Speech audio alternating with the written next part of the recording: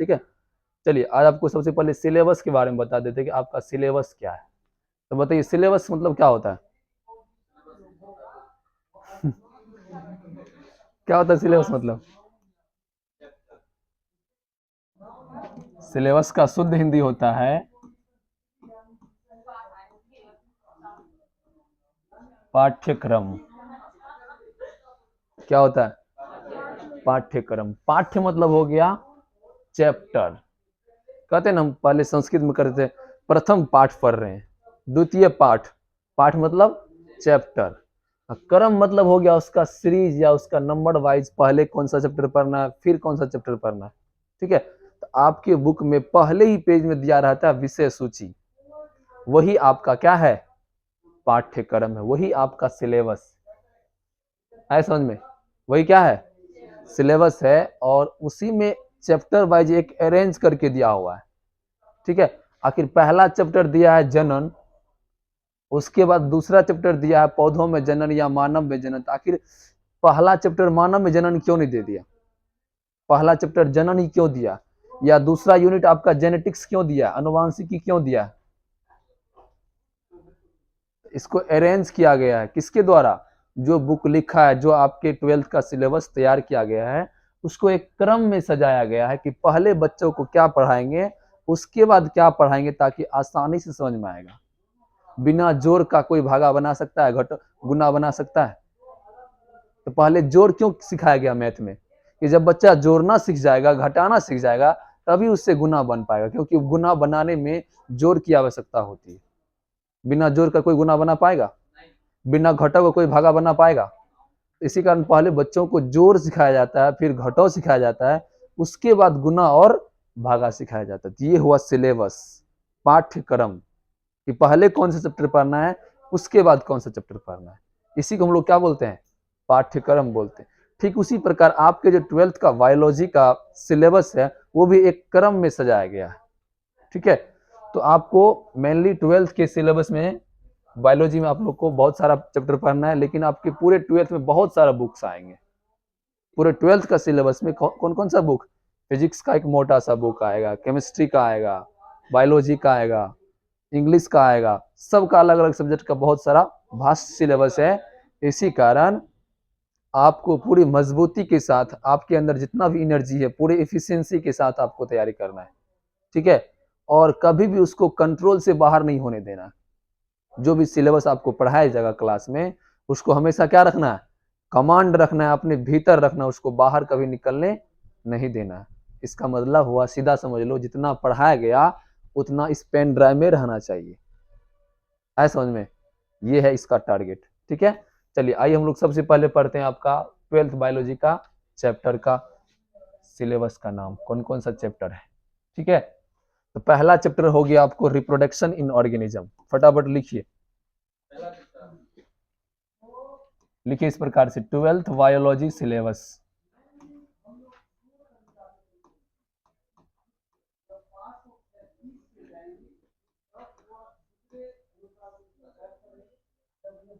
Twelfth biology syllabus.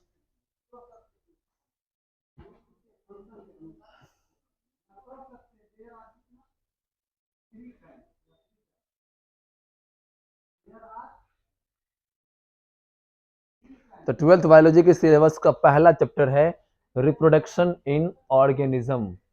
दिखाई दे रहा है? ऑर्गेनिज्म मतलब क्या होता है? जीव।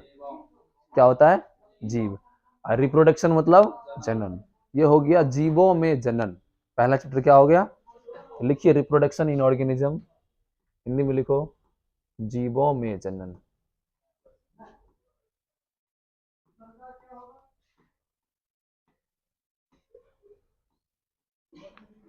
रिप्रोडक्शन इन ऑर्गेनिज्म, जीवों में जनन।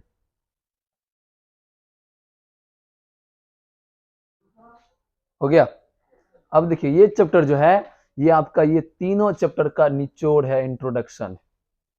तीनों चैप्टर आपका, ये तीनों चैप्टर आपका रिप्रोडक्शन ही है, जनन ही है, लेकिन सबको अलग अलग सेपरेट कर दिया गया। ठीक है। ये हो गया आपका फर्स्ट यूनिट।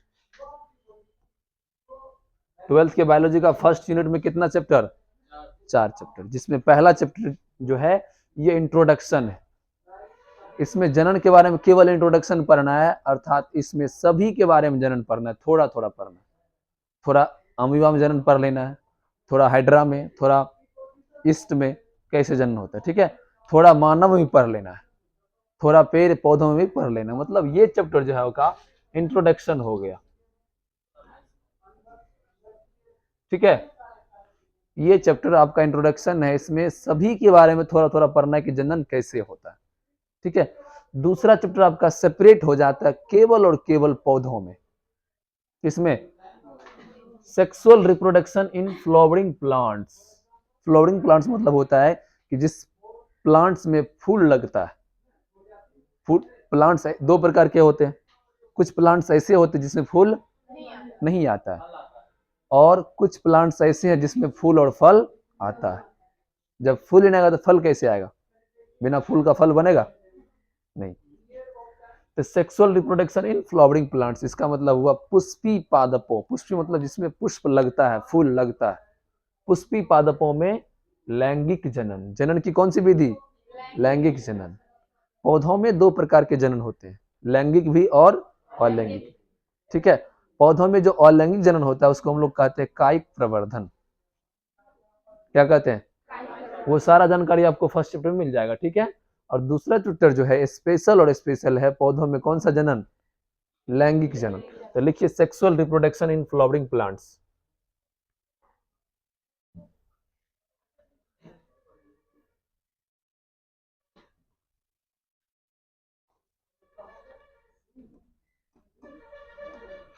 पुष्पी पादपों में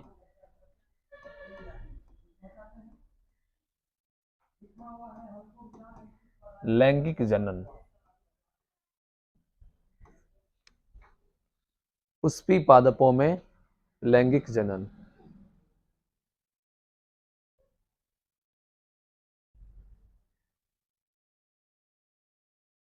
हो गया? चलिए अब समझिए तीसरा चैप्टर जो आपका है ये स्पेशल किसके बारे में है? मानव के बारे में, ह्यूमन रिप्रोडक्शन। इसमें स्पेशल किसके बारे में पढ़ना है कि मानव कैसे प्रजनन करता है, मानव कैसे जनन करता है, ठीक है। तो तीसरा चैप्टर लिखिए ह्यूमन रिप्रोडक्शन, मानव प्रजनन। तीसरा चैप्टर हो गया मानव प्रजनन।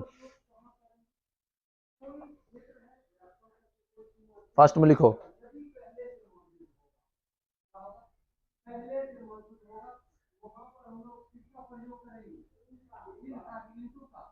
हो गया?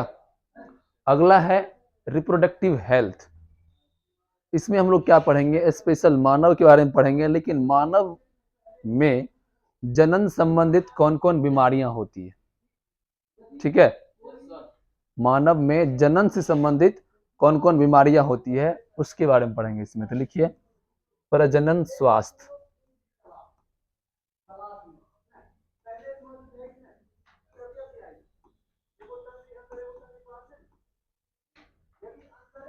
प्रजनन स्वास्थ्य, रिप्रोडक्टिव हेल्थ।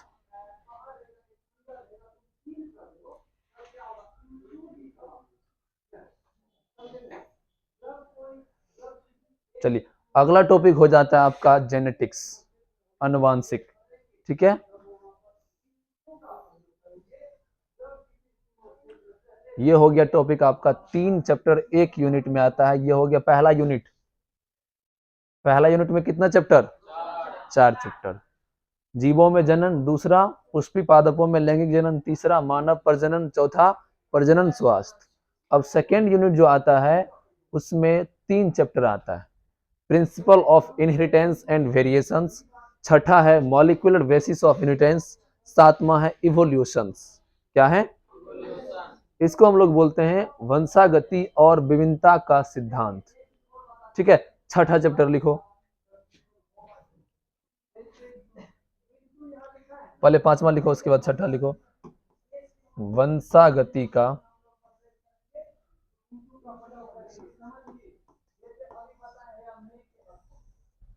वंशागति एवं विविधता।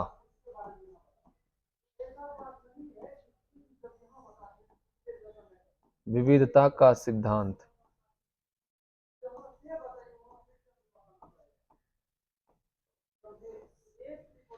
वंशागति एवं विविधता का सिद्धांत। Principle of inheritance and variations. Principle of inheritance and variations, वंशागति एवं विविधता का सिद्धांत। हो गया। चलिए अगला है मॉलिक्यूलर बेसिस ऑफ इनहेरिटेंस। इसका होता है वंशागति का आणविक आधार।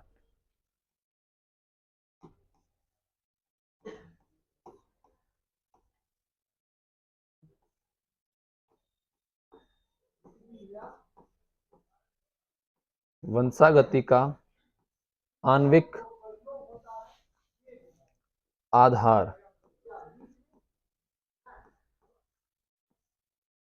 छठा चैप्टर लिखिए, मॉलिक्यूलर बेसिस ऑफ इनहेरिटेंस, वंशागति का आणविक आधार।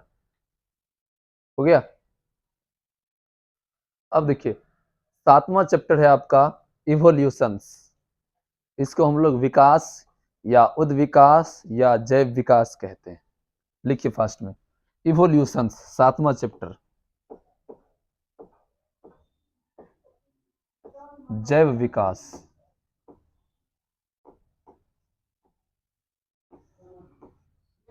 इवोल्यूशंस सातवां चैप्टर हो गया आपका इवोल्यूशंस, जैव विकास या उद्विकास या सिंपल विकास भी बोल सकते हैं।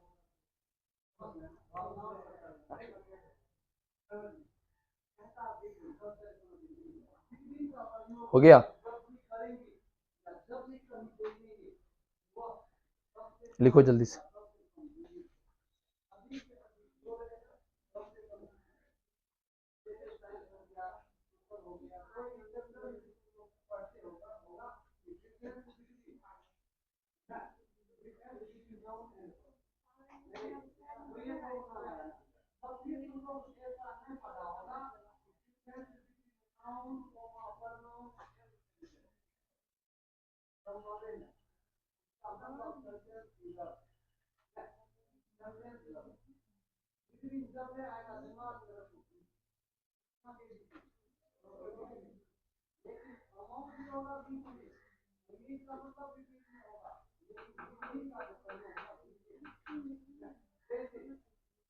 हो गया।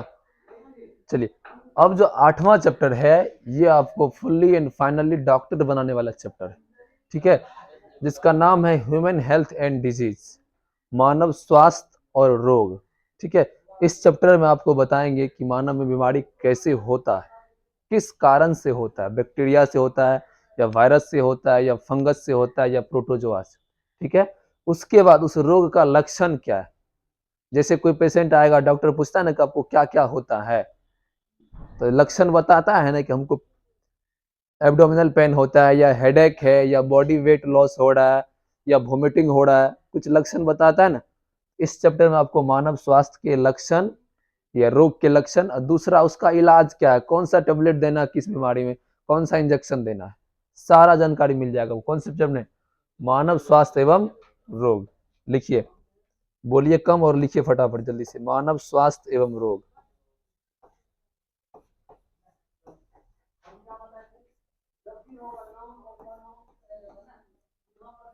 मानव स्वास्थ्य एवं रोग।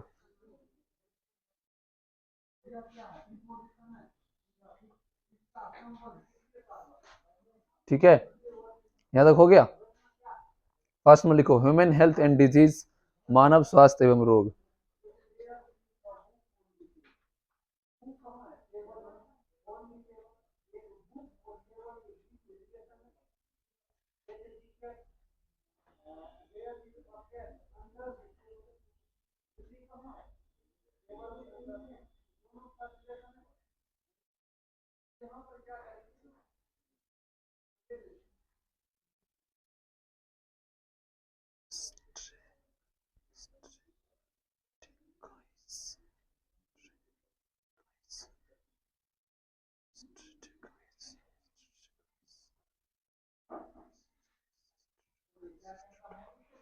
हो गया तक।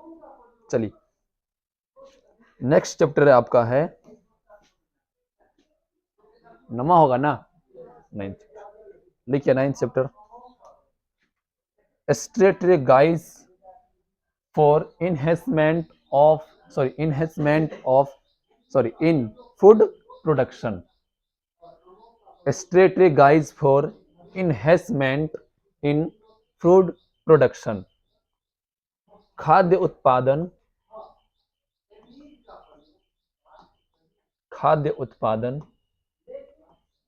बढ़ाने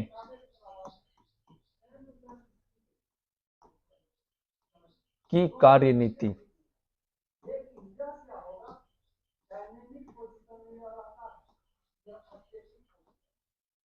खाद्य उत्पादन बढ़ाने की कार्यनीति।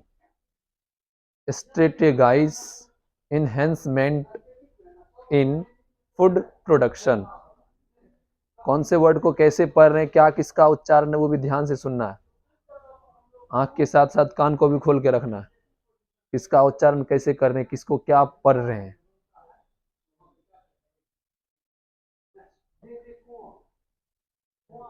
हो गया। खाद्य उत्पादन में वृद्धि की कार्यनीति या बढ़ाने की कार्यनीति। ये चैप्टर में हम लोग मेनली पढ़ेंगे कि एक अच्छा किसान कैसे बन सकते हैं, एक कुशल किसान कैसे बन सकते हैं, कैसे अपने खेतों को अधिक मात्रा में फसल उत्पादन कर सकते हैं, किस प्रकार के बीज बोएंगे, किस प्रकार के जैव उर्वरक या रासायनिक उर्वरक का इस्तेमाल करेंगे, किस वातावरण में कौन सा फसल अच्छा होगा, किस मिट्टी में कौन सा फसल अच्छा होगा, इन सब चीजों के बारे में पढ़ाएंगे। ठीक है, चलिए अगला है माइक्रोब्स इन ह्यूमन वेलफेयर। मानव के कल्याण में या मानव के जीवन में सूक्ष्म जीव की क्या भूमिका है।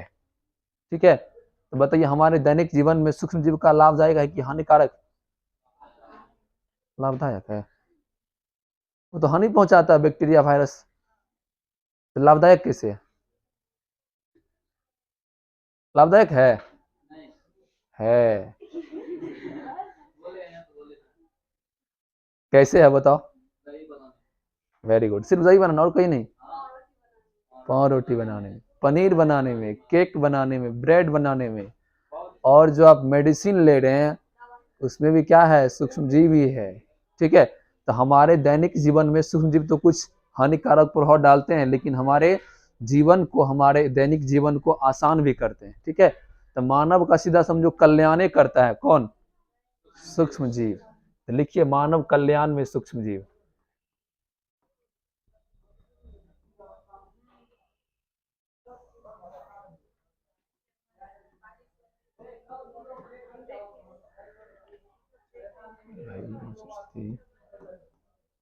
मानव कल्याण में सूक्ष्म जीव। हो गया। इडली डोसा बनाए हैं?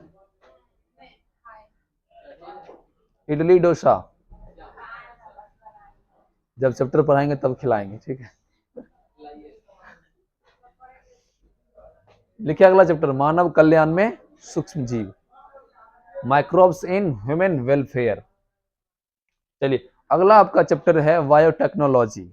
बायोटेक्नोलॉजी में दो चैप्टर आता है, एक होता है बायोटेक्नोलॉजी सिद्धांत और उसका प्रक्रिया, और दूसरा होता है बायोटेक्नोलॉजी और उसका उपयोग।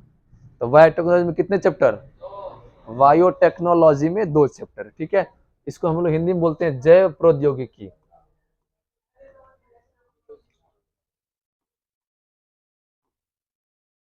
जैव प्रौद्योगिकी।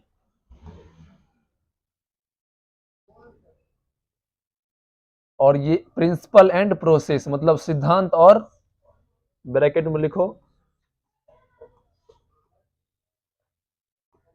सिद्धांत एवं प्रक्रम। सिद्धांत एवं प्रक्रम, जैव प्रौद्योगिकी का सिद्धांत एवं प्रक्रम। Biotechnology principle and process, principle and process. और उसी का अगला चैप्टर है बायोटेक्नोलॉजी एंड इट्स यूज, मतलब जैव प्रौद्योगिकी एवं इसका उपयोग। या अनुप्रयोग, एप्लीकेशन। तो लिखो इसका हिंदी, जैव प्रौद्योगिकी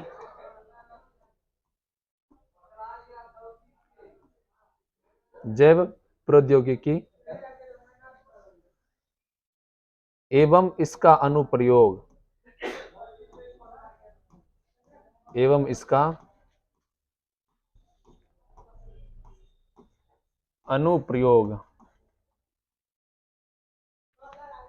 हो गया यहां तक? जैव प्रौद्योगिकी एवं इसका अनुप्रयोग, क्या दिक्कत है बोलो? चलिए नेक्स्ट चैप्टर आपका है, ठीक, ऑर्गेनिज्म एंड पॉपुलेशन। इसका मतलब हुआ जीव और उसकी जनसंख्या। इस चैप्टर में आपको पढ़ाएंगे कि भारत में या कितने प्रजाति के जीव हैं भारत में, कौन सी जीव की प्रजाति की संख्या कितनी है, ठीक है, और उसकी जनसंख्या कितनी है, पॉपुलेशन, ठीक है। तो लिखो जीव एवं जनसंख्या।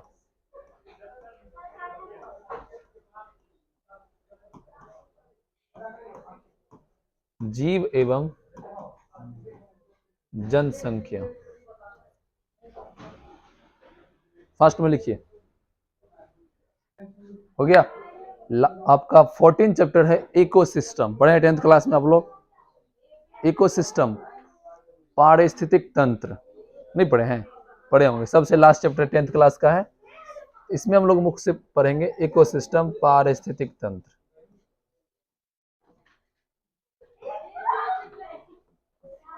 पारिस्थितिक तंत्र, या इसको दूसरे लफ्ज में हम लोग कहते हैं परितंत्र भी कहते हैं।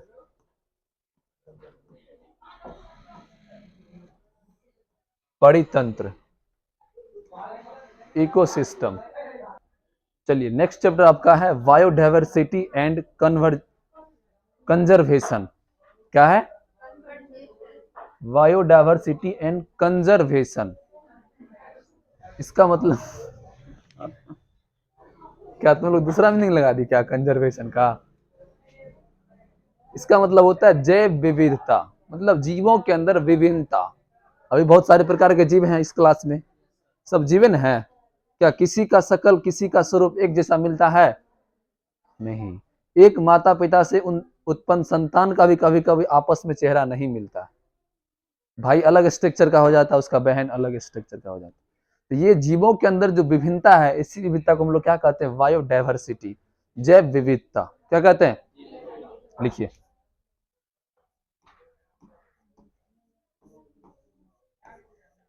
जैव विविधता एवं संरक्षण, कंजर्वेशन, CON कन, SER जर, VATION वेशन, हाँ कंजर्वेशन। हो गया? Biodiversity and conservation. अगला है इन्वायरमेंटल इशू। इन्वायरमेंटल इशू मतलब होता है पर्यावरणीय मुद्दे या पर्यावरणीय तथ्य। लिखिए,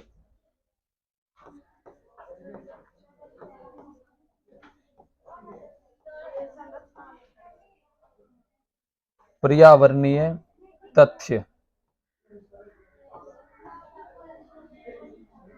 इन्वायरमेंटल इशू, पर्यावरणीय तथ्य।